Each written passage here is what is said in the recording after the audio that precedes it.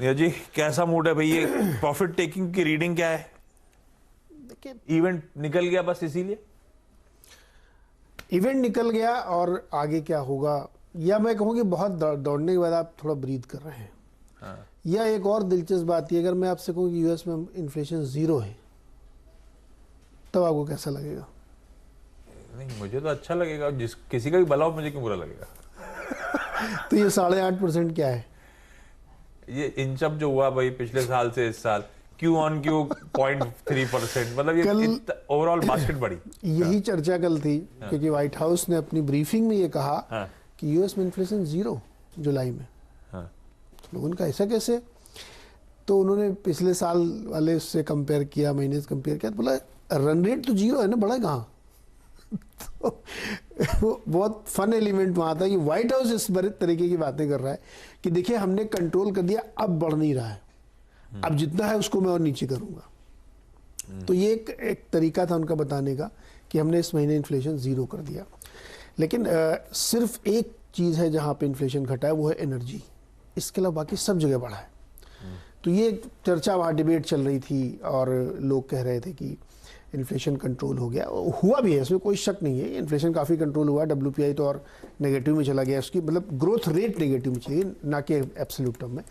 तो वो सारी चीज़ें हुई, लेकिन उसकी वजह से फेड के रुख में कोई बदलाव नहीं है, ब्याज दरें बढ़ेंगी। दिक्कत असल क्या है कि देखिए अभी मात्र 1 महीने की पूरी ये घटना है और मार्केट में वही रंग रूप दिख रहे हैं जो जनवरी से पहले दिख रहे थे। उतनी तेजी, उतनी बुलिशनेस, उतना ही भयंकर बाइंग चल रही है सब तरफ। इसकी वजह से कुछ लोगों को, फंड मैनेजर्स को लगता है कि थोड़ा सा ब्रीदर लेना ज़रूरी है। तो कल एग्जैक्टली वही सेशन था कि लोगों ने प्रॉफिट बुक किया। अभी देखते हैं क्या है आगे, वीकेंड में आगे क्या डिस्कशंस निकल के आते हैं।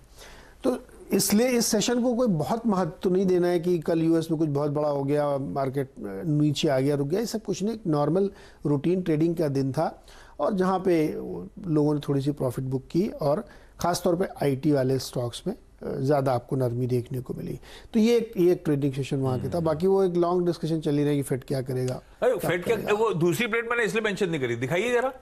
वो जो बॉन्ड यील्ड्स इंचअप कर रहे हैं, डॉलर इंडेक्स कल से आज के बीच में इंचअप कर गया और बॉन्ड यील्ड्स देखिए अब ऑलमोस्ट ये 10 साल वाली होती है बेंचमार्क जिसे हम मानते हैं, वो 3 की तरफ बढ़ रही है। 2 वाली तो 3 को ब्रीच कर चुकी है ऑलरेडी।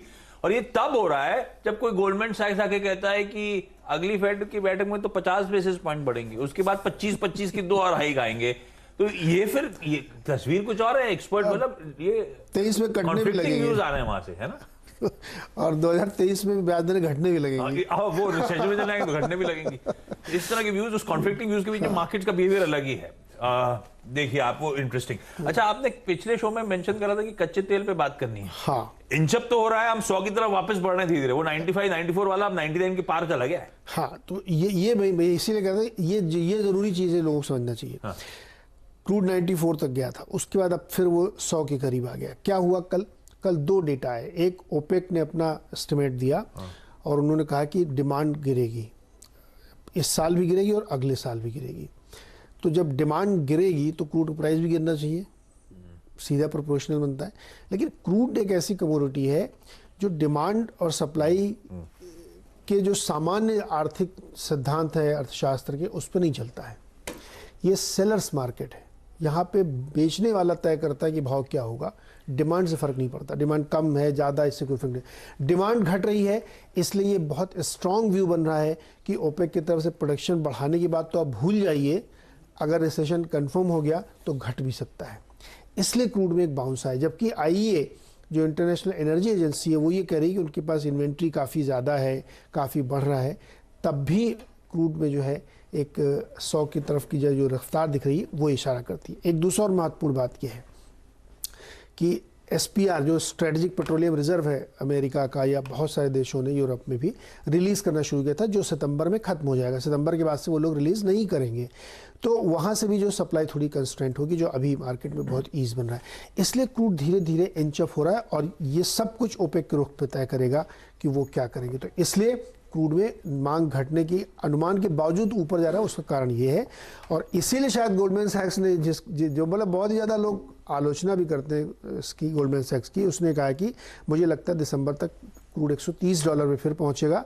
और यूएस में जो इन्फ्लेशन गिराने का कारण बना है, गैसोलीन के प्राइस $4 के नीचे आ गए पर गैलन, वो फिर से $5 पहुंच जाएंगे। उसके पीछे उसका ये प्रमाइस है कि जिस तरह की बायंसी देखने को मिलती है ना, इन्फ्लेशन 0.1% गिरता है और लोग ऐसा टूट के खरीदते हैं, तो फिर आप वही काम कर रहे हैं इन्फ्लेशन बढ़ाने वाला, जिसकी वजह से इन्फ्लेशन कम हुआ था। इसलिए उसने ये प्रेडिक्शन दिया है कि ये फिर हो सकता है। तो क्रूड पे एक बार फिर से नजर रखनी चाहिए। रखिए भाई रिजर्व पे कच्चे तेल को। ठीक है, ये हो गया आपका global sum up. Global sum up हो गया न्यूट्रल क्यूज टाइप्स, क्योंकि क्यूटीज का बिहेवियर तो न्यूट्रल ही चल रहा है इस समय यूएस का, और आज सुबह का भी।